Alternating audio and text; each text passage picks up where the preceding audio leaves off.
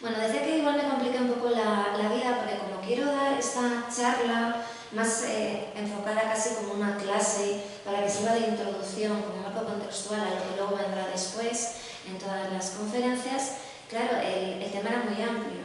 Entonces dijimos que necesitan los asistentes conocer, si no lo conocen, porque algunos ya pueden conocer parte de ello, pero si no lo conocen, ¿qué necesitan saber para entender todas las conferencias que van a venir después? Pues claro, necesitan una introducción al espacio narrativo desde perspectiva narratológica, que es esto de los territorios literarios, y por eso la primera parte de mi título es una mirada teórica y analítica a la dimensión espacial. Necesitan conocer la poética mínimamente, de Antonio Pereira, y de ahí el otro término de paisajes literarios de Antonio Pereira.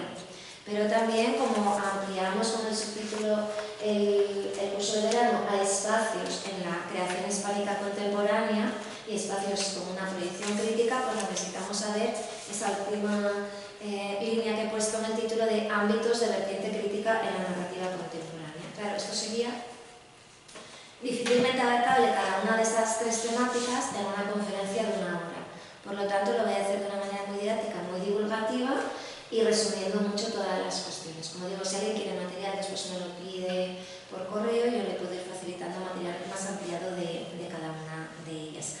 Voy a empezar, tenía como unos 20 minutos, pero yo creo que como empezamos 10 minutos más tarde, lo acortaré y en lugar de ir leyendo todo, lo comentaré de una manera más rápida y facilito material adicional. Empezaré por la primera parte, una mirada teórica y analítica a la dimensión espacial. Bueno, nosotros somos conscientes siempre, de manera como muy fuerte, de lo que es nuestra dimensión temporal, ¿no? La idea del tiempo y el tiempo fugaz, esa preocupación por el tiempo. Somos conscientes de la dimensión temporal y a veces no tanto de la dimensión espacial. Y sin embargo, si nos detenemos, lo pensamos y lo pensamos bien, existimos en el espacio. Ya como seres existimos en el espacio y habitamos el espacio.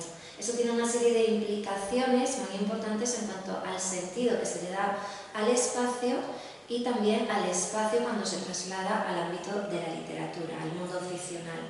El espacio es un elemento muy complejo que ha sido empleado por nosotros siempre para comprender y delimitar como conceptos más abstractos, y en el ámbito de la narrativa lo vamos a ver siempre como citado dentro de la ficción literaria junto a otras categorías narratológicas como son los acontecimientos, los hechos de una historia, y los personajes y el tiempo. Y en los estudios se va a relacionar mucho con esas tres categorías: acontecimientos, personajes y tiempo.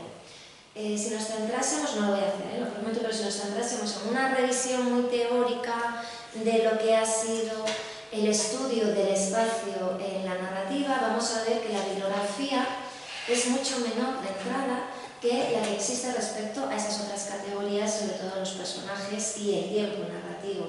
Existen muchos menos estudios o ensayos a lo largo de los siglos pasados y de las décadas precedentes, pero es verdad que es algo que se está corrigiendo en los últimos tiempos. Bueno, pues voy un segundo a controlar el tiempo que creo que lo haría.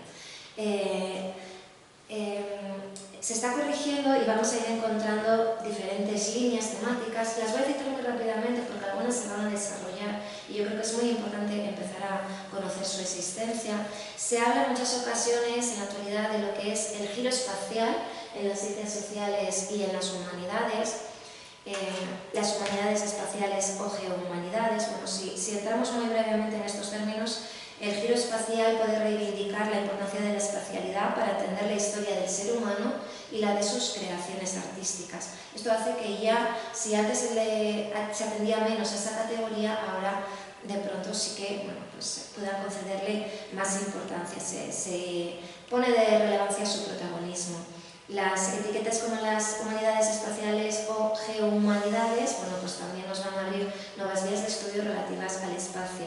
El giro cartográfico, que tiene este otro nombre de giro, pues el giro cartográfico se va a centrar en la imagen de textos como mapas y va a establecer geografías, de geografías literarias que las podemos encontrar en algunos autores. La geocrítica también de Westphal, sobre todo, que establece las bases para analizar la interrelación entre los espacios literarios y la realidad referencial, con el fin de explorar la doble relación entre el espacio en la literatura y la literatura en el espacio. Pero si nos vamos a unas décadas antes, hay estudios que yo creo que no deberíamos pasar por alto, que se tienen que citar, como el de Bakhtin, que hablará del cronotopo, ¿no? Centrándose en el espacio y en el tiempo, pero que da una gran relevancia al espacio. La filosofía de la espacialidad del texto literario, de Maurice Blanchot, o perspectivas narratológicas muy conocidas, entre las que podemos estudiar quizá, yo no sé si más, hay más tendencia a las de Genet por la parte francesa, pero hay también Chapman o otros muchos teóricos de la parte anglosajona. Si avanzamos, voy a ver un poquito, si avanzamos y no nos detenemos tanto en esos giros o en esos estudios concretos, hay algo que me interesa y es la determinación del espacio como una construcción. No es solo la coordenada en la que habitamos, sino que le damos una serie de valores.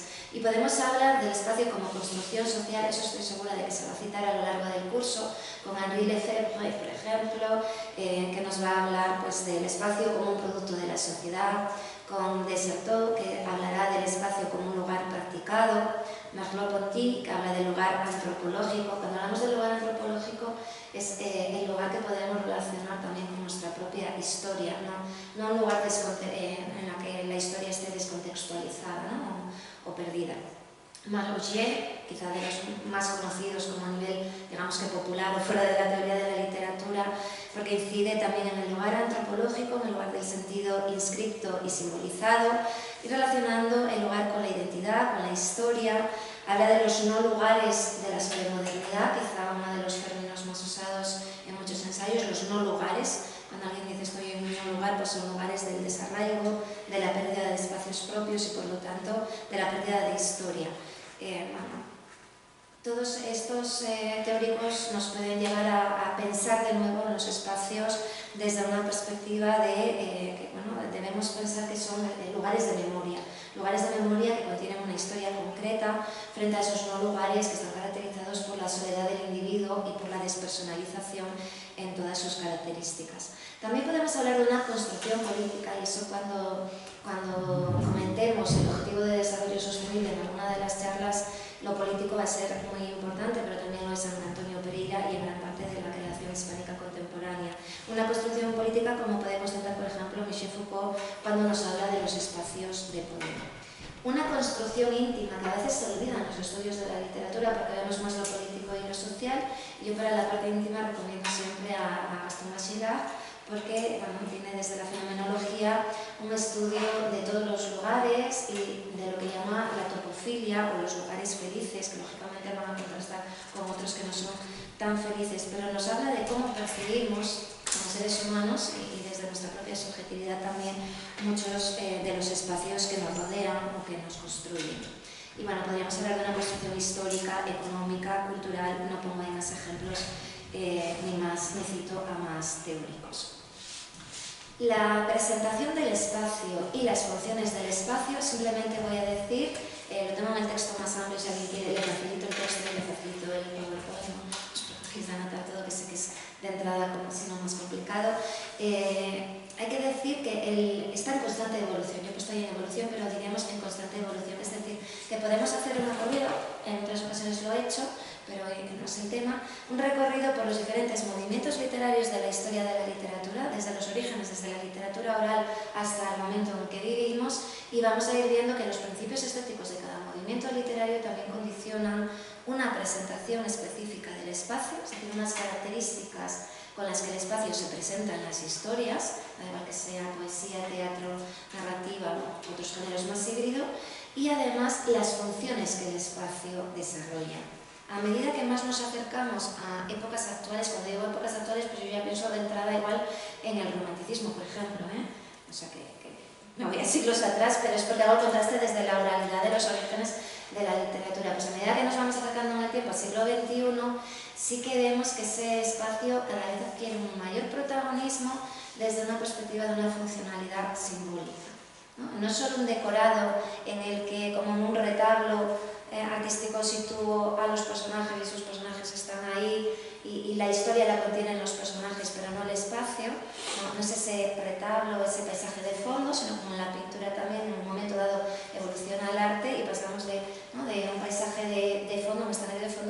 paisaje que es el que tiene, pues en los grandes paisajistas artísticos, pues tiene el gran protagonismo. Está en un primer nivel. ¿Qué significa que el paisaje o el espacio esté en un primer nivel? Que en muchos casos se convierte en protagonista de las historias, es como un personaje más, y desde la perspectiva de ser un personaje más tiene pues unas características concretas de presentación y también de funciones dentro de la obra literaria. Lo que yo hice en un momento determinado en mi tesis, dirigida por José Enrique Martínez, el título era más largo, pero luego en la publicación quedó acortado a espacios narrativos, pues precisamente fue un intento de hacer una teorización sobre el espacio, en este caso en la narrativa, pero que puede servir, ¿no? Con diferentes variantes para otros géneros literarios. Y traté de clasificar, bueno, después de hacer toda una serie de tipologías, el espacio del discurso o del significante. Ahí vemos una serie de términos que pueden remitir a la construcción espacial dentro de un texto literario, como pueden ser deícticos espaciales, sustantivos vinculados al espacio, verbos de movimiento, pero me interesaba más también el tipo de discurso utilizado para presentar el espacio. En muchos casos no era el discurso narrativo puro, a veces sí los diálogos, pero sobre todo el espacio de presentación del espacio es el de la descripción. Y entonces también en esa evolución que decimos que hay en los diferentes movimientos literarios de presentación del espacio, tendríamos siempre que lo analicemos o lo analicéis, tendríamos que fijarnos en cómo se desarrolla la descripción, porque hay diferentes formas de crear una descripción en el ámbito literario. ¿Cuáles son los elementos que se manejan? Son muy interesantes para poner de relieve esa funcionalidad distinta del espacio en cada época. Después del espacio del objeto o del referente. En el espacio del objeto o del referente me interesaba centrarme pues, en diferentes criterios, bueno, con los que podemos reconocer en un momento dado un espacio como, aquí sí, escenario, casi como elemento sintáctico, ¿no? El lugar físico en el que sitúo los personajes y sitúo la historia. Y ahí tenemos diferentes criterios con los que podemos caracterizar el espacio del objeto o del referente, con datos muy pormenorizados o menos pormenorizados de tradiciones, de población, si es un espacio abierto, cerrado, público, privado, si estoy hablando de un espacio geopolítico más abierto, un continente, un país, o más íntimo, ¿no? Que puede ir desde la ciudad o lo natural a las calles, las casas, las habitaciones, ¿no? Los rincones dentro de una habitación. Iríamos haciendo ese recorrido por ese espacio del objeto, del referente. A veces son espacios reconocibles y en otras ocasiones no, porque pueden ser totalmente inventados. Siempre son inventados cuando se llevan al texto literario, pero pueden tener un mayor peso en la realidad. Y el espacio de la historia del significado, que para mí, y en la tesis por lo tanto era el más rico, es el más enriquecedor porque es el espacio que cobra significado precisamente en relación con los personajes y la historia que se está contando. Y ahí entra el simbolismo y entra lo que denominamos espacios semiotizados, que son aquellos que adquieren contenido por contraste unos con otros. El espacio del interior que vive el personaje, sus interiores, pues una casa propia, por ejemplo, frente al exterior, las calles. Eso se puede adquirir, pues uno va a ser más positivo o uno más negativo en contraste. El del pasado y el del presente, bueno, pues un espacio establo-dinámico, realista o fantástico. Hay muchos tipos de semiotizaciones que se pueden ir trabajando en el texto. Puedo pasar mi listado completo, aquí no lo quiera o lo necesite en un momento dado, pero es esa riqueza de no solo por contraste, sino por contraste, pero a la vez por lo vivido, por los personajes, por lo que se está viviendo. Hay también espacios que pueden ser estereotipados para una circunstancia concreta que desarrolla un personaje, y hay otros espacios que adquieren tanto simbolismo que a veces por sí mismos, sin necesidad de semiotización, ya tienen una carga muy importante. Yo suelo hablar y hablaba de ellos siempre en la tesis, aunque ahora se irían ampliando. Pensad que la tesis es de 2001, la publicación, y se empezó a hacer mucho antes, entonces está desfasada por completo, También no digo que yo ponga ahí la portada porque me haga esta ilusión, porque fueron muchos años de dedicación, pero está desfasada, o sea, eso yo he ido en otros estudios completando, y la creación hispánica desde perspectiva crítica, que es la que nos ocupa aquí también con la de Antonio Pereira, es muy rica y hay que introducir más. Pero de entrada ese gran simbolismo yo lo veía, piensen en el espacio de la casa, porque la casa la habitamos, ¿no? Y dice mucho de los seres que la habitan. Pues la casa, la ciudad, el camino recorrido, y ahí sí que entra en muchas ocasiones el medio natural, no tiene por qué ser siempre el natural, pero el natural estaría implicado, y el cuerpo, el espacio del cuerpo, porque el cuerpo puede ser entendido también como un espacio físico. Bueno, pues todos esos elementos yo los completaría ahora con el de la naturaleza, desde luego, y centrándome quizá en espacios marginales, en espacios periféricos. Después hablaré de ellos más adelante, bueno, pues porque están adquiriendo una gran relevancia desde la perspectiva crítica de la realidad actual. Y cuando digo marginales periféricos, pues después vamos a ir concretando en las diferentes intervenciones. Volveré sobre ello al final de la exposición, pero iremos concretando también determinados aspectos. Bueno, voy mirando de reojo el tiempo y voy resumiendo. Con esas tres dimensiones del espacio de la historia, el del referente y el del discurso o significante, nos podemos quedar como punto de partida, pero las podríamos ir completando, como digo, pues según el momento histórico en el que nos situemos, según el movimiento literario en el que esté encuadrada la obra que se esté analizando, y también, bueno, pues, entendiendo que a veces tenemos un enfoque teórico-metodológico distinto, porque hay muchos enfoques dentro de estas líneas que yo cité de, yo qué sé, pues giro espacial, giro cartográfico, ¿no? Hay muchas vertientes que podemos acotar o trabajar. La tematización del espacio en la literatura ha seguido hasta el siglo XXI generando distintas tipologías que pues, desbordan las que yo pude analizar en 2001. La descripción literaria del paisaje ha experimentado notables transformaciones a lo largo de la historia, afectando las perspectivas de estudio y de interpretación, y en todo caso, en relación con todas las modalidades que he mencionado de manera muy rápida, conviene recordar que el paisaje ya no es solo un motivo. Si nos vamos a estudios clásicos de teoría estilística, nos decían que el paisaje es un motivo.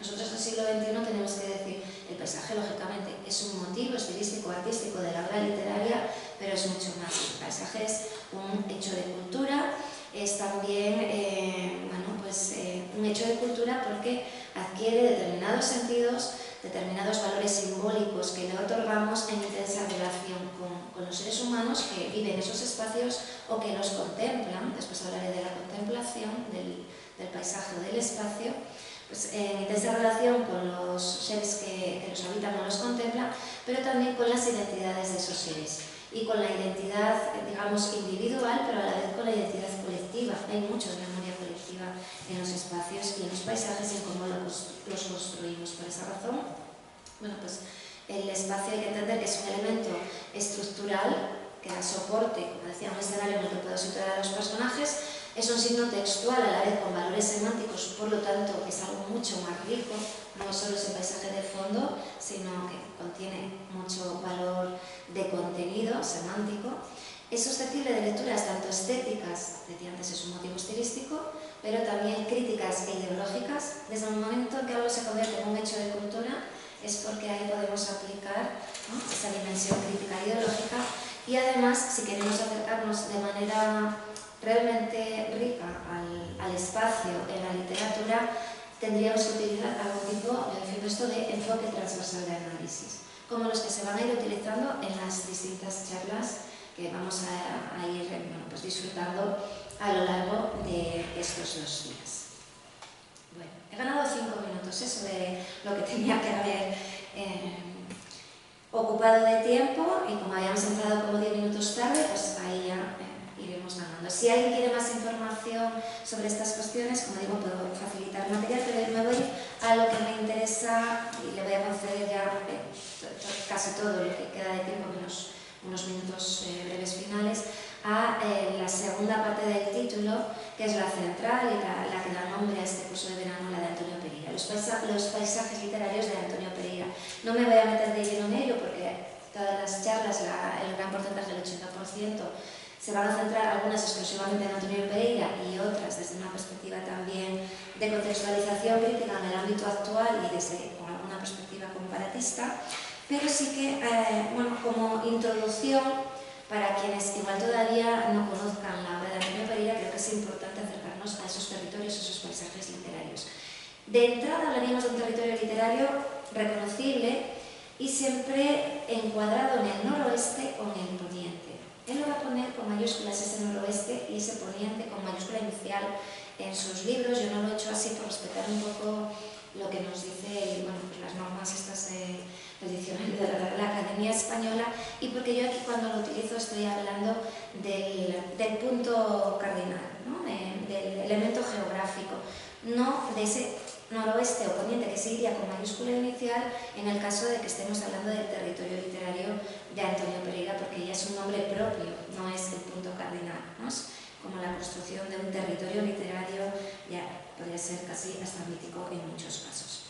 Bueno, pues el occidente peninsular ibérico hay que entender que está muy vinculado a la vivencia de lo que hemos llamado filandones, calechos, según la zona de nuestra provincia, que son veladas vecinales, campesinas, en las que la costumbre era, bueno, pues, reunirse, ¿no? Cuando habían finalizado los trabajos, siempre en época cercana a la noche, y bueno, pues reunirse para compartir historias de la tradición popular, por lo tanto va a tener transmisión oral importante. Y es un tipo de imaginario de la cultura campesina que con todas sus variantes ha pasado a muchos de nuestros fabuladores del noroeste peninsular. En otros ámbitos quizá no exista tanto, aunque algunos autores que van a compartir con nosotros, nos dirá Susana si quieres en su momento o si quieres luego en el coloquio, pero por ejemplo Pilar Adón, no tenemos un mundo de filardones o calechos reconocible en su obra, y en algunas ocasiones yo lo he podido hablar con ella, si hay una tradición oral de fondo que le interesa, pero es la tradición oral, bueno, pues de sus vivencias de infancia concretas y sobre todo de las mujeres cuando se reunían en las casas después de todo el trabajo realizado para hablar y compartir, ¿no? Entonces, ¿por qué es quizá más rico nuestros fabuladores del noroeste? Porque pasan los recursos de ese imaginario cultural, popular, oral, lo transmiten, lo pasan a su escritura, y además de una manera muy visual, muy latente, con muchos recursos concretos. Voy a citar rápidamente a una referencia de Pablo Andrés Escapa, que está incluida en un texto que el tituló Cierto acento de Poniente, si Poniente con mayúsculas, porque él ya está pensando en el Poniente, territorio literario de Antonio Pereira, y está incluido en un volumen de Entre la seda y el hierro, la creación poética y poetística de Antonio Pereira, que pudimos editar con estudios colectivos, con varios estudios de especialistas, después de un congreso que se celebró precisamente aquí en esta sala, ya no recuerdo el año, 2019 creo, puedo mentir perfectamente, pero bueno, en torno a ese año, 2018. Bueno, puedo dar el dato después si no, pero este libro también lo tenemos a disposición para quienes quieran consultarlo en la Fundación, en la Universidad o en el Departamento, Facultad de Filosofía y Letras. ¿De qué habla Pablo Andrés Escapa? De dos elementos de esa literatura del noroeste que pasa a la literatura escrita de estos autores, entre ellos Antonio Pereira. Dice, el anhelo de trasladar el hechizo de la palabra literaria oral a la escritura. Esto es muy importante, el hechizo de la palabra oral, es decir, la fascinación que esos niños, jóvenes, incluso personas adultas, la fascinación que tenían con la fábula, la leyenda, el romance, la historia oral que se contaba y que a veces se cantaba. Uno de los rasgos que José Enrique siempre ha citado en los estudios de Antonio Pereira es el poeta, ¿no? Que cuenta, a ver si lo digo bien, y el narrador que canta, ¿no? El poeta lo hacía siempre. canta y cuenta. Claro, desde esta idea y Antonio Pereira dice, yo soy un poeta que cuenta cuentos también, o sea, no hay una distinción. ¿Por qué? Porque en ese imaginario popular todo estaba también entremezclado, y lo importante era la palabra literaria con esos valores simbólicos, poéticos, que de pronto te metían en ese mundo de la imaginación y que te hacían disfrutar. Pues esto está en la obra de Antonio Pereira, en la obra escrita, con diferentes recursos, estructuras, formales, elementos, pero está ahí. Y el modo de fantasear entroncado con la historia y con la leyenda, que también está ahí. Por eso yo decía que la parte más fantástica y con todas las fronteras de lo fantástico en Antonio Pereira hay que trabajarlo también más como lo ideológico, porque ese mundo circula. Vamos a tener una conferencia concreta basada en los espacios del insólito y de lo fantástico, y yo creo que la conferencista, utilizo el término latinoamericano porque va a ser brasileño y mexicano, se va a centrar y yo creo que nos va a abrir unas perspectivas muy interesantes que todavía la crítica no ha trabajado.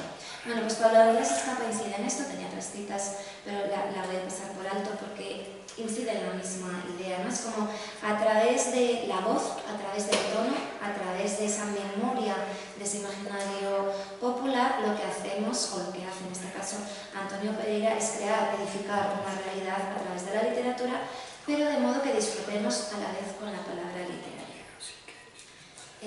Para justificar un poco que él realmente defendía esta oralidad, traigo dos citas muy rápidas, en el prólogo me gusta contar, dice: llegué al oficio de escritor de cuentos escuchando narraciones orales, que prosperan en mi mundo del noroeste, y después, o al mismo tiempo, con la lectura. Bueno, la lectura es algo muy importante para ellos, pero siempre el paso previo es la tradición oral. Y en Confesiones de un autor, que es un texto incluido en el volumen Relatos sin Fronteras, dice: la experiencia me ha enseñado, y esto es muy importante, que si un cuento funciona en la prueba de la oralidad, puede no ser un mal cuento. Esto lo dicen otros de los autores también, y yo creo porque, pues, como José María Merino, que siempre dice que Antonio Pereira era el gran maestro, ¿no? Del cuento, y Merino todavía lo dice, cuando yo escribo un microrrelato utilizo esa técnica, lo leo en voz alta, y si veo que falla en voz alta, lo elimino o lo trabajo hasta, y es lo que hacía Antonio Pereira, siempre un gran trabajo de depuración y esa lectura en voz alta. Por eso yo decía antes que me da un poco de pena que no esté entre nosotros, lógicamente por muchas otras razones, pero también porque era un gusto disfrutar de él, ¿no? Porque sí te transmitía ese hechizo por pues esa transmisión oral cuando leía los cuentos, era una auténtica maravilla, ¿no? Que los estuviese leyendo le daba ese tono, ese acento de poniente del que habla Pablo Andrés Escapa en esas referencias, y de que el propio Antonio habla en estas citas que acabo de leer. Pero bueno, no es solo esta impronta oral del noroeste la que se percibe en su obra. Se va a hablar de ese ámbito, no lo voy a concretar geográficamente porque en otras ponencias seguro que va a salir, sino que es la fascinación por esa palabra oral, por toda la cultura del imaginario popular, pero a la vez por sus gentes. Y van a ir apareciendo como personajes siempre seres sencillos, anécdotas de personajes humildes que conforman una comunidad. Pensad que hemos puesto enfoques en comunidades sostenibles, en el propio título también, se irá hablando de esto. Trabajadores de la ciudad o del pueblo, pero con gente de a pie, con sus preocupaciones, sus defectos, sus vicios, sus frustraciones, todos sus anhelos. A la vez que ese noroeste, ese medio provinciano, y no digo provinciano con una perspectiva despectiva ni mucho menos, como se utiliza a veces, todo lo contrario. También, bueno, pues entre los paisajes de Antonio Pereira están los espacios extranjeros.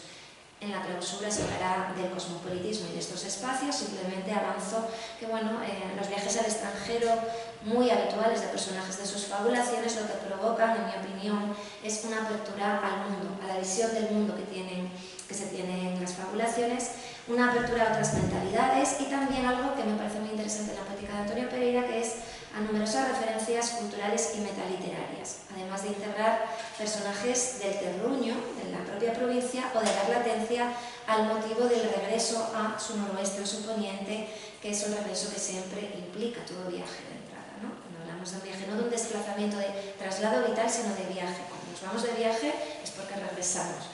Bueno, pues siempre está ese eje, aunque haya mucho cosmopolitismo y esa mirada al mundo, hay mucho eje de ese mundo.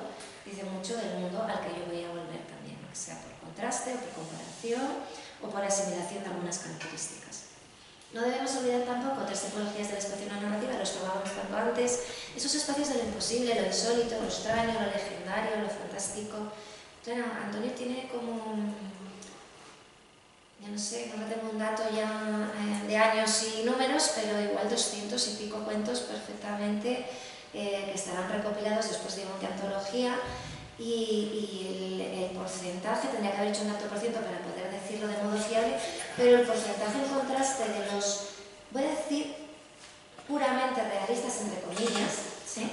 El contraste puede ser igual un 90 o 10%, igual me estoy equivocando, es menos del 10%, pero ¿por qué he hecho esas comillas puramente realistas? Porque yo creo, y aquí debemos cambiar un enfoque y abrirlo, y yo le agradezco mucho a Cecilia que prepare esta intervención, porque ella es muy aguda siempre, y lo hemos hablado estos días que ha llegado. Lo que la crítica siempre ha dicho que es puramente realista, yo creo que no siempre lo es. Entra con determinados elementos, la anécdota lo es, pero hay una atmósfera envolvente que defendería con Pablo Andrés Escapa, que está en ese ámbito de la leyenda, que la leyenda nos parece algo, sabemos que tiene algo como de invención, pero a la vez está entroncado con cierto episodio histórico de la realidad. Pues yo creo que Antonio Pereira en muchos casos es verdad que nos da textos que parecen puramente realistas, pero de pronto hay un elemento que puede estar al final, pero puede estar también en el inicio, en el medio de la fábula, en que si entramos desde otra perspectiva más abierta, no repitiendo lo que ya han dicho otros, que a veces lo hacemos sin volver a considerar, vamos a ver que muchos totalmente, y de los más realistas, dicho por la realista, tienen un punto de insólito, de extraño, de legendario, de fantástico, que ha pasado desapercibido. Yo le he pedido ya que lo trabaje, pero eso no me detengo, y le he pedido que aplique una clasificación que ha hecho en otros estudios de espacios naturales, preternaturales y sobrenaturales, que creo que daría para un ensayo maravilloso también de la obra de Antonio Pereira, y ella nos va a dar un avance de, bueno, pues de esta perspectiva que me parece de las que podemos tener como más originales. Sobre todo por eso que no esté muy trabajada. Otro ámbito de los paisajes literarios de Antonio Pereira, los espacios ideológicos. Porque los espacios no solo son, como decía antes, de un objeto referente físico que puede reconocer un continente, una ciudad, una casa, una habitación concreta. No, son espacios que contienen atmósferas, ¿no? Atmósferas vivenciales que contienen épocas históricas, sociales, con coordenadas también religiosas, culturales, de todo tipo. Los espacios ideológicos son muy importantes y en Antonio tienen mucha relevancia los de perspectiva social, política y esos dos, tendría igual cada uno englobado con otra llave, ética, porque tiene esa mirada ética, moral, pues sobre la sociedad de su momento, de la España del tiempo que le tocó vivir. En algunos casos podemos encontrar críticas a las desigualdades económicas. Antonio Pereira condensaba mucho, en los cuentos hay mucha economía del lenguaje, pero por lo mismo cruce mucho, ¿no? Con elipsis, con sugerencias, con ambigüedades, y hay que leer con calma, porque en algunos diálogos o incluso en los textos del narrador, pues vamos encontrando algo que a veces se nos pasa por alto y es una tremenda crítica económica. También algo que habría que trabajar de manera individual, ¿no? Individual me refiero a ensayos concretos sobre ello. Las desigualdades económicas pues, se pueden percibir perfectamente en Cuentos de la Cávila, que es un libro que está en una colección de Dilesa, en la que a los autores se les pedía que contasen sus memorias, pero sus memorias desde una perspectiva también fabuladora, ¿no? No digo que tengan que inventar, ¿no? pero sí con una tonalidad que parezca que estamos leyendo cuentos, aunque estemos acercándonos a sus vivencias biográficas. Se podría hablar de autoficción, pero bueno, esa sería también otra temática distinta que ya nos saca del ámbito. Pero en las desigualdades económicas, en Cuentos de la Cávila, podría traer cualquier otro texto, cuento, poesía en la que se vea lo económico. Traigo la Cávila porque precisamente el término de la Cávila es uno de los subespacios geográficos de Antonio Pereira dentro del noroeste. Es un barrio de Villafranca del Bierzo, el lugar en el que Antonio nació y se crió, y es el barrio en el que viven las gentes humildes. Frente al otro barrio más rico, más noble, está separado por el río, la habla de los de un lado y los del otro, y eso de los de un lado y los del otro está supeditado a un nivel económico también, ¿no? La clase trabajadora a la que él pertenecía, frente al barrio rico del centro, y ahí tenemos esa dimensión social de contraste. Pero además de lo económico, tenemos también todo un tiempo histórico de la República, la Guerra Civil y de la posguerra.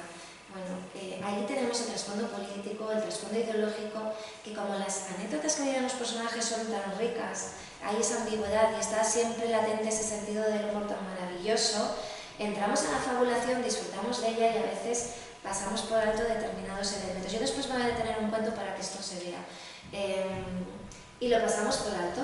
Y nos quedamos con mucho nivel de lectura que el cuento ofrece, pero como tiene tantos niveles, que normalmente digo, pasamos de un nivel como anecdótico a un nivel superior, trascendente. En el caso de Antonio Pereira, que es lo grande de este autor, no es que pasemos a un nivel, es que pasamos a un nivel superior y luego a otro, y a otro, y a otro, y bueno, nos va complicando un poco la vida a los lectores y a los críticos, pero a la vez nos va haciendo disfrutar a medida que aprendemos y desarrolla mucho también nuestra competencia lectora. El año pasado dediqué esta conferencia contextual a precisamente lo ideológico que en muchos casos había pasado por alto en Antonio Pereira, pues ejemplos de poemas, pues ejemplos de cuentos, pues tenemos estas portadas de Siruela, que son los volúmenes pues, que se pueden utilizar para acercarse de lleno a la obra de Antonio Pereira, porque tenemos todos los poemas, todos los cuentos. No me voy a detener a poner ahora ejemplos concretos, porque existe un vídeo que además está, podemos pasar el enlace, está en abierto, es decir, el canal, todo el mundo lo conoce, pero está en abierto y podemos fácilmente, si alguien tiene interés en ello, pues, puede visualizarlo y ver en qué poemas me centraba, en qué cuentos me centraba. Pero hacía alusión a cómo hacer una cartografía de afectos en sus territorios literarios se centra en la condición humana y en la memoria histórica, siempre con un impulso ético y una mirada crítica. Desde la fraternidad, desde la misericordia, la ternura o la ironía en la aproximación al individuo. No renuncia a la visión social del existir del prójimo, pero tampoco renuncia a hacer una crítica a las dictaduras, puede estar como más oculta, pero está ahí, a la dictadura franquista, pero también a las de otros ámbitos geográficos, como la de Salazar en Portugal, como la Argentina. Bueno, si alguien quiere, pues está ese vídeo para entrar de lleno con ejemplos concretos.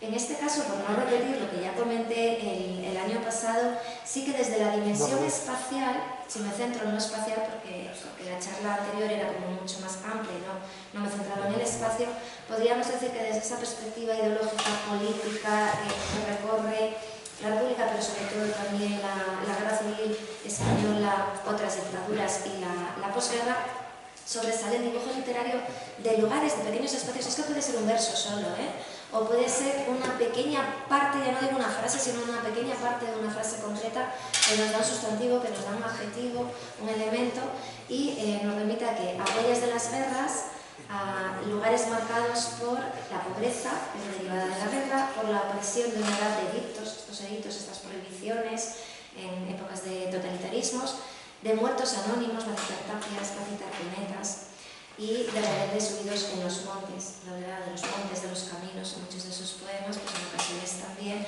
esos espacios no solo una naturaleza por la que el personaje deambula puede andar, sino que también contienen una carga ideológica importante. Pero me centro ya en un texto nuevo que no analicé el año pasado y que yo creo que puede revelar mucho de estos elementos vinculados a esos espacios ideológicos, y me extraña que no se haya trabajado así.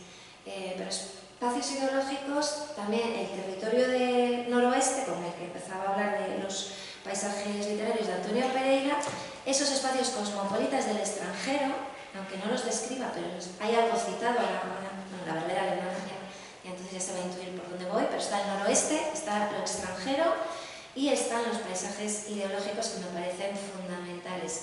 No tanto esa idea de los espacios fantásticos, pero sí podríamos hacer algo con la clasificación, no avanzo más, de lo natural, preternatural, sobrenatural, que va a explicar muy bien Cecilia Udave, por la parte quizá en algún momento de lo natural. En eso no me voy a meter, me voy a quedar en la provincia, noroeste, poniente de Antonio Pereira, lo extranjero y sobre todo lo ideológico, y cómo ese espacio no solo voy a decir es que se reflejan unas calles o unas casas o unos establecimientos concretos, sino que es un espacio que en esos subespacios de casas, calles, establecimientos, casas, calles, que por hecho cambiado, incluye un espacio político, un espacio económico, un espacio cultural, un espacio de creencias, etc. ¿Sí? Es algo más el espacio vital que vivimos y el espacio narrativo, por lo tanto, también.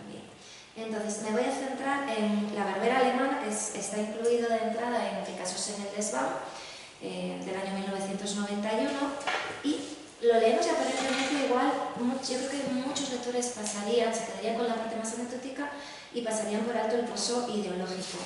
Yo creo que parece incluso que nos habla de la guerra, de las consecuencias de la guerra, pero si leemos de manera detenida, yo lo he facilitado a los matriculados en el curso, a los inscritos, no sé si habéis hecho la lectura previa, sí. En algunos casos sí, en algunos casos no, desde casa pues igual con la gente que nos sigue a distancia igual sucede lo mismo, no importa, voy a desvelar algunas cuestiones que no la haya hecho previa, la va a descubrir después, pues en la prueba final comentáis, no la hice previa y si queréis hacerla de esta, que podéis hacerla de cualquier otra, ya os lo comenté para la prueba final, pero si no sé, pues me llamó la atención esto, o pues quien la hizo previa, en la charla me di cuenta de que igual esto no lo había captado. Lo que queráis comentar siempre nos viene bien para poner en común con las pruebas del curso de verano. Bueno, y quien no lo haya leído, pues después verá si le llama la atención algo específico o no de lo que se ha comentado aquí. Como digo, parece que si ascendemos desde lo anecdótico son los hechos que me cuentan, los personajes que aparecen, lo que viven ahí en la trama. Pero si pasamos a lo literario sería el cómo se cuenta, la parte estética, los recursos literarios con lo que me cuentan sus hechos. No me voy a detener ahora en lo literario.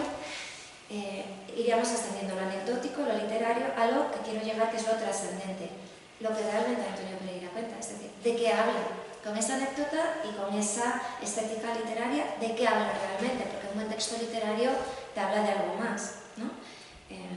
Bueno, pues, no sé, pienso para que se me entienda esto. Los cuentos infantiles, pues esos niños perdidos en el bosque, esto también saldrá como espacio en las charlas de estos días. ¿De qué me habla del niño perdido? Pues claro, me puede hablar del miedo, pero también me puede hablar de la maldad del mundo al que se enfrenta en un momento dado cuando sale de la casa. Bueno, pues ¿de qué está hablando en este caso Antonio Pereira? Pues quizá tenga que ver mucho con esa maldad del mundo, en cierto modo. Lo anecdótico relata como una forastera, lo cuento la trama entera, como una forastera, claro, lógicamente alemana, pero a la forastera que hace el camino de Santiago, de pronto por motivos de salud interrumpe su peregrinación con el resultado de quedarse a vivir en el pueblo. Ya intuimos que es el pueblo del noroeste, ¿no? El que nos ha dado ya más coordenadas concretas en casos del desván. Bueno, interrumpe, se queda en el pueblo por motivos de salud porque no quiere, y es bien recibida a pesar de no saberse nada de su vida anterior, de su pasado. Eso sería como de entrada lo anecdótico. La narración insiste rápidamente en que algo mueve a los personajes masculinos de la trama a acariciarse la nuez de Adán al recordar a la forastera que ejerce de barbera. Y voy a leer muy rápidamente solo el inicio, para que quien no lo haya leído se sitúe.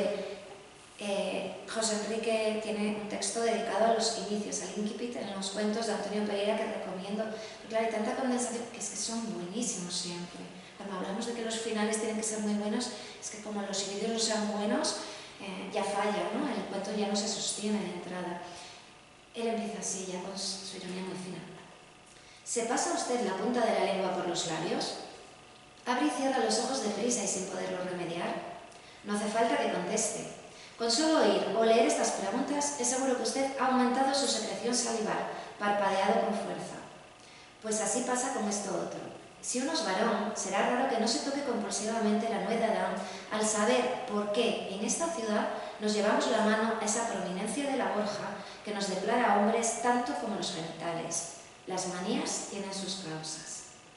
Bueno, tiene esos elementos siempre de ironía, de erotismo, que se hablará también en determinados aspectos, pero a que no es el modo en el que de entrada pensaríamos que va a empezar un cuento. A que no es el tono, a que no es... Bueno, pues esto es muy típico en los cuentos de Antonio Pereira. Como no me da tiempo más, recomiendo el capítulo, el ensayo de José Enrique dedicado a los inicios de los cuentos. Si empezamos así y se titula La forastera alemana, probablemente igual no pienso en la guerra, en lo político, en las consecuencias de posguerra, en época de posguerra, pero diré, ¿y por qué? Claro, la clave está en el por qué estos hombres se tocan, ¿no? Cuando recuerdan a este personaje concreto. Y ahí empieza a contar lo que conté antes de bueno, que está haciendo el camino de Santiago, esta forastera peregrina, se detiene por cuestiones de salud. Si nos detenemos en lo literario, como lo cuenta, a partir de aquí ya en el resto del cuento vamos a ir reconociendo todos los rasgos axiales de su poética narrativa, pero no me voy a centrar en ellos porque si no excedo el tiempo. Entre esos rasgos, pues una lectura cómplice, porque necesito lectores cómplices. Si nos fijamos de entrada en aquello de lo que habla Antonio Pereira, ¿cuál sería el contenido trascendente? Pues yo estoy definiendo que en cierto grado transmite una experiencia traumática de la violencia. Sería como la experiencia traumática de la violencia, y después trataré de argumentarlo, porque podrían ser las consecuencias de una guerra, la dura vivencia en un ámbito de posguerra, pero creo que es más amplia esa idea de experiencia traumática de la violencia. Si esta se había entendido con la guerra, esta violencia, y también con la persistencia de un tiempo de degradación moral en la posguerra, el cuento insiste en la continuidad de una violencia que radica, en mi opinión, en la impunidad del horror. Es decir, se acaba la guerra, estamos en posguerra, pero sigue habiendo de fondo en nuestras sociedades violencia sigue habiendo horrores y horrores anteriores que vienen de la guerra y que han quedado impunes. Bueno, heridas abiertas podemos utilizar en las sociedades. El narrador desvela el único dato conocido en el pueblo sobre esta forastera. De pronto, cuando vamos avanzando, dice: la extranjera es de Westfalia. Esto se dice sin más así, en cortito, como hace él en una ocasión. Y de pronto, más adelante, también en otro pasaje, como con frases muy cortas, dice: era del corazón de Westfalia, sin más. Si yo leo esto y no tengo referencias espaciales de ese ámbito geográfico, sigo adelante y sigo con las vivencias.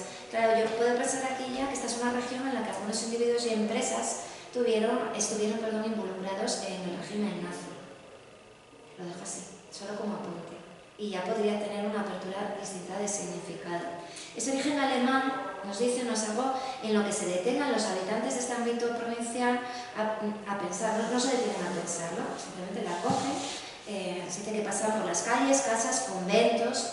Conventos, se nota aquí la referencia a Villafranca del Bierzo, porque después da un nombre concreto de uno de los conventos de Villafranca.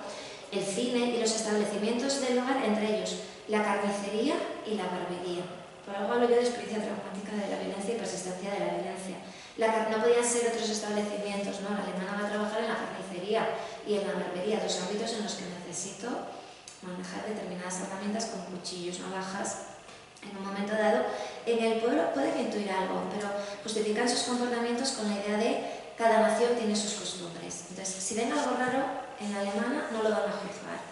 Y no se extrañan al ver su desenvoltura en la carnicería. Dicen el cuento: daba gusto la decisión con que cortaba los filetes sangrantes y los aplanaba con el hacha. Bueno, aquí ya me está vinculando en cierto modo esta mujer con algo que no le repele la sangre, ¿no? Como puede sucederle a determinadas personas.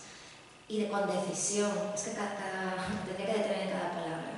La barbera alemana, desde el inicio de la historia, parece temer la vigilancia social, teme ser descubierta, intuimos, porque nos dice, cuando llega como peregrina, dice: no quiere separarse de la legión andariega, donde nadie sabía el nombre de nadie ni el lugar de origen, ni importaba su vida anterior. Por eso se queda tranquila en este pueblo, porque en un momento dado, ya más adelante en la narración, dice: ciudad bonita, confesó por casualidad un día. Gente ve pasar burro volando, ella dijo caballo, y gente no se para a mirar. ¿Qué está diciendo? Aquí he encontrado el anonimato que yo quería. No necesito introducirme entre la legión de peregrinos y a la que tengo el anonimato. ¿Por qué necesita el anonimato? Bueno, pues ahí ya nos deja pensando. Si nos detuviésemos, bueno, pues en todas estas cuestiones realmente podríamos ver también algo muy común en las provincias en época de posguerra, que es lo que se ha denominado como cierta abulia existencial. ¿Pero por qué? Bueno, pues porque no es un contexto en el que haya muchas oportunidades, es un contexto duro todavía de supervivencia, hay mucha persecución, hay que pensar en la dictadura franquista y en la posguerra, todas esas características. Es una sociedad obligada al silencio, ¿sí? Y esto es muy importante también, obligada al silencio y a enfrentarse a heridas no cerradas, pero sin meterse de lleno en ellas, porque todavía hay mucha persecución, mucho peligro en ese sentido. Entonces, hay frases que se entienden muy bien en ese contexto cuando dice, por ejemplo, eran vecinos que andaban a sus asuntos, ni a los más críticos del pueblo se les ocurrió mirar con malos ojos a la alemana, pues se perfila el pueblo como una villa hospitalaria, con voluntad comunal, de gente orgullosa que no pregunta por su vida a los forasteros. Asimismo, en otro momento de la narración de la alemana, el narrador nos dice: los ojos los tenía inocentes, sería porque eran claros y azules. Por eso me gusta ver las caras y no tener siempre a distancia, ¿no? Esto no quiere decir que no me interesen las personas que están en línea, pero es muy buena la interacción cuando nos reunimos a hablar de literatura. Claro, ya has captado algo, que no sé si habías visto en la lectura inicial. Pues, no. Los ojos los tenía inocentes. El término inocente es muy importante, ¿no? Vinculado a lo que estaba hablando antes. Pero sería porque eran claros y azules. Antes cité Westfalia, el régimen nazi, todos conocemos, yo creo que aquí no tengo que dar más detalles, ¿no? Lo que implican esos rasgos ojos azules para la idea de una nación aria. Bueno, yo lo voy llevando por ahí, pero los ojos los tenía inocentes porque busca el anonimato. No es inocente, tiene que ver con esos filetes sangrantes, con esa decisión en el manejo del cuchillo, ¿no? Hace ir pensando en todas estas cuestiones.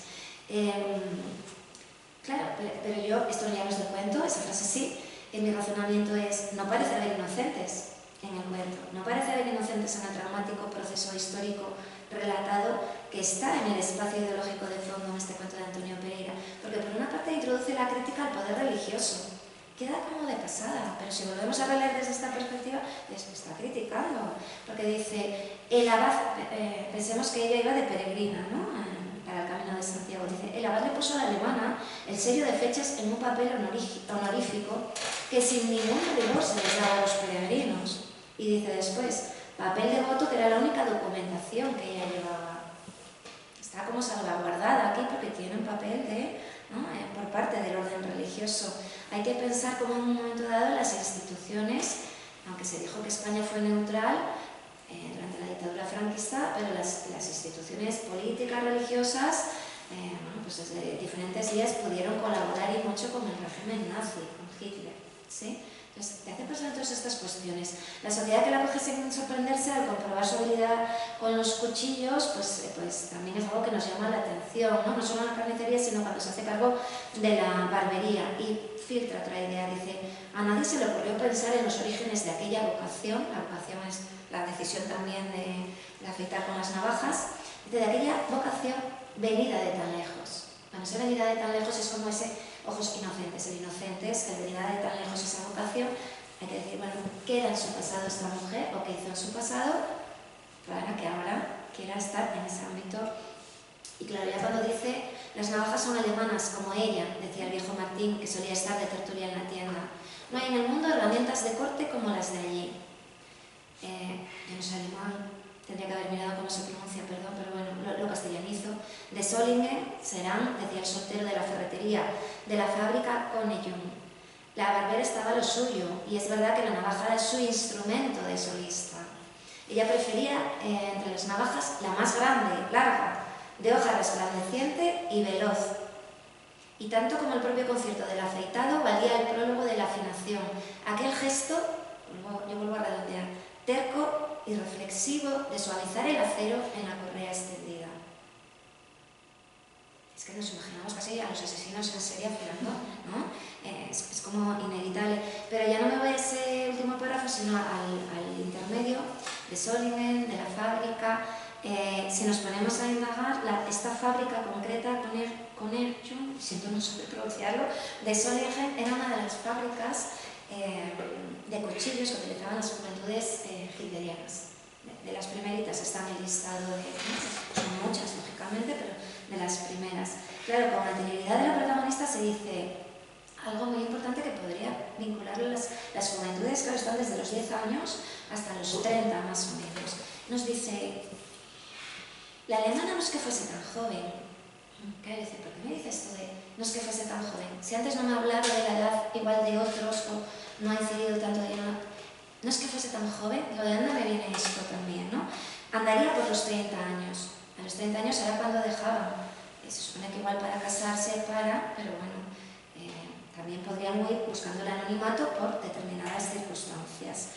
Recibían un entrenamiento físico al aire libre, en muchas ocasiones lo sugiere, dice, tiraba a fornida, de buenas piernas, de cara sana y coloradota. Bueno, todos los adjetivos, todos los términos nos van. La mujer que busca el anonimato, que en escasas ocasiones se atrevía a establecer alguna conferencia muy corta en una cabina telefónica, sin embargo, pues puede parecer también asociada a ese pasado vinculado a la crueldad, posiblemente al crimen. Finalmente, para los que no lo hayan leído todavía, siento hablar del final, pero no importa porque lo bonito es todo el desarrollo del cuento también. Entonces, en el final vemos una escena casi como de película clásica, como nos dice el propio narrador, que contiene implícitos reenvíos a la historia.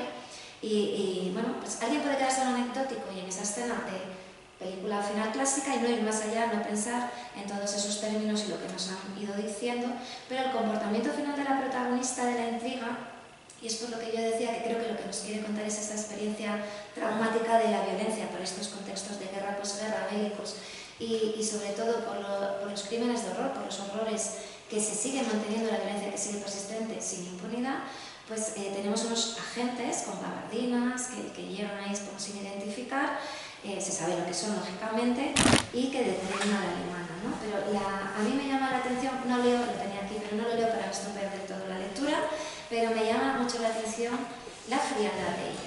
Los agentes se ponen en tensión por un movimiento porque está afeitando y temen lo peor, pero no es tanto la frialdad para cometer el asesinato, sino la frialdad diciendo, bueno, sí, al final han dado conmigo, ¿no? Llegan aquí, y porque es una frialdad o un comportamiento que deja mucho a la interpretación, a la ambigüedad y a la interpretación de los diferentes lectores que nos podamos acercar el texto, y que yo creo que tiene que ver en cierto modo también esa ambigüedad interpretativa en relación con la asunción de la culpa. Es decir, es fría porque asume su culpa y dice, bueno, pues el crimen es lógico, no podía quedar impune, o es fría simplemente dentro de esa frialdad de una mente asesina, criminal, ¿no? que puede incluso no ver los crímenes cometidos como algo horrible, ¿sí? Pues bueno, creo que da muchísimo juego, y esto con todos los cuentos de Antonio Pereira, y se pueden ir trabajando. Entonces tenemos espacios ideológicos, ámbitos, lugares geográficos como muy reconocibles de nuestra cartografía, no digo española, sino de nuestra cartografía del planeta Tierra, pero a su vez estos marcos son físicos geográficos con un valor distinguido entre los que emergen las huellas de la historia, de la memoria histórica y de la historia vivida en ellos. Bueno, que no quise leer igual lo estás leyendo ya, ¿no? Pues entonces sí que utilizo la última frase, dice, y salía en las fotografías, ella esposada, nuevamente dice, las esposas todavía como le quedaban pequeñas, claro, ¿no? Alguien, decíamos antes, fornido, bien entrenado, con el cuchillo y la navaja, pero dice, así salió en las fotografías de sucesos junto a esos horrores de Düsseldorf que cuesta trabajo creer, que esos horrores nuevamente me hacen pensar, ¿no? en todo ese contexto histórico del que estaba hablando. Y finalizo porque se me ha agotado el tiempo, me quedaban otras cuestiones. Quería hablar del arte de la contemplación, pero lo cuento de una manera mucho más rápida que lo que traía escrito. El arte de la contemplación, la geografía humanista, nos habla de cómo el espacio también nos da muchos valores semánticos y simbólicos a través de cómo es percibido por la mirada, por la contemplación. Es decir, yo como ser humano contemplo un espacio y a partir de ahí le aporto a ese espacio mi subjetividad.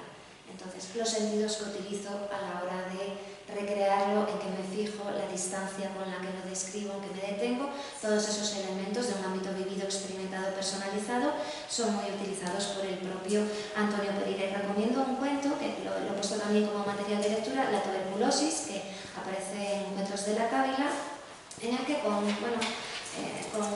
la cuestión de la enfermedad vivida por el narrador, que se identifica con Antonio Pereira, también con una ironía muy fina además, de lo que habla es de cómo la enfermedad, al estar guardando cama en un momento determinado, le hace a él afinar otros sentidos, ¿no? Y como enriquecer su voluntad, que dice de poeta tuberculoso, ¿no? Pero hacer como me fijo en otros elementos, y es muy bonito, dice, tengo a partir de ahí oído de tísico, es decir, que escucho el paisaje, escucho el espacio, lo que hay en él sin verlo, ¿no? Y de ahí, a partir de ahí, bueno, pues yo creo que se puede traer algunas citas, pero como está el cuento cedido, se puede leer perfectamente y se va a entender esta cuestión. Esto, bueno, pues lo que hace es marcar el oficio de mirar. Traje esta foto que a mí me gusta mucho, es un tríptico, falta otra parte, pero una está contemplando y en otra como tapándose los ojos, y sería, ¿no?, el ver el mundo con los ojos tapados, porque hay otros sentidos que me permiten captar, porque yo ya he visto en otra ocasión esos espacios y paisajes y sé transmitirlo a la literatura a través de la palabra literaria y no tanto a través de la vista. Y después, bueno, pues hay unos ámbitos de la vertiente crítica en la narrativa contemporánea, que ya no me detengo en ello, y que van a ir apareciendo en las diferentes intervenciones y en las distintas charlas en las que puede estarlo vinculado a problematizaciones sociales y políticas propias de nuestros tiempos posmodernos o de posnormalidad, que llaman, que están, bueno, pues, marcados por ámbitos pues con un desarrollismo incluso urbano, ¿no?, y de población muy negativo para nuestro propio planeta, con cuestiones medioambientales, ecológicas, pero también con otras vivencias políticas marcadas pues, por por las migraciones, desplazamientos, con ejes transversales de minorías raciales, de feminismo, enfoques de género, espacios domésticos, espacios del cuerpo, van a aparecer mucho con ese enfoque de género, pero también espacios del trauma histórico, espacios del horror social, como pueden ser los que yo estaba ahora trabajando también un poco con ese cuento de la barbera alemana de Antonio Pereira. Así que sin más, muchas gracias por la atención y hacemos un pequeño descanso. Yo creo, para no retrasar la siguiente conferencia, a mí me encanta hablar, que haya coloquio, pero yo creo que si alguien se queda con algún elemento que le apetezca plantear, lo podemos hacer al final de la mañana y poner en relación más cuestiones o en otras charlas que estén vinculadas a algo de lo que aquí se haya podido plantear.